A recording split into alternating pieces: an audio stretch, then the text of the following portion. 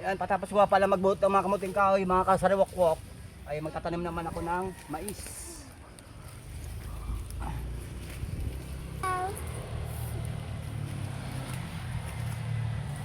Ganda talaga ang buhay, mga kasariwakwok. Ano man ang inyong kalagayan ay sipag pa rin. Ang buhay, magpasuko. Habang nabubuhay, may pag-asa, mga kasariwakwok. Ayan. Ito, tataniman ko ng ano. Kasi muna. Ito ka muna saglit. O, sige. Ayan, mga kasariwakwok, tataniman ko ng mais. Ayan. Nainitan ano sa tagilid kasi mga nakaka-araw kaya nagtanim ako dito ay namatay yung mga palanim kong una na mais. Hindi sila buhay kasi nag-init. Kinayata ng insekto. Kaya tataniman ko ulit palibago. Bumili ako din ng palibagong bini na mais. Yung kalawakan niya. Kaya sisimula ko na magtanim. Gagawa ko ng pantusok. Gusto mo na, Bob? Ito nga pa yung tataniman ko. Medyo tutubuan na ng damo mga kariwakwok. Huh? Tutubuan na. Post. Ito mga kasariwakwok. Tanim naman tayo ng mais.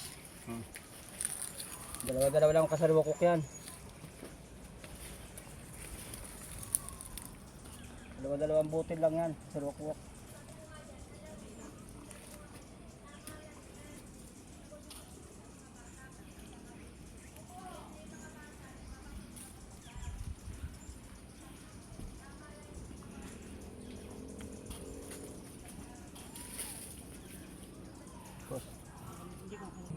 Yan mga kasariwakwok, malawak-lawak lang ang aking tataniman.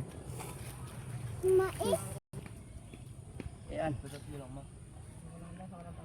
Doon sa probinsya, masipag ka laang, ay meron kang mga ani.